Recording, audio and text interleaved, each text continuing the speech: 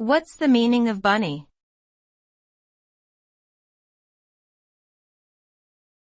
Bunny.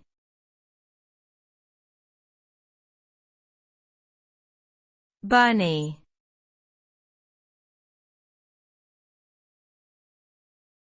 Bunny.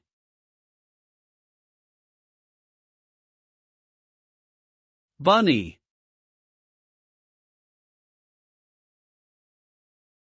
The word bunny typically refers to a small, furry animal with long ears and a short tail.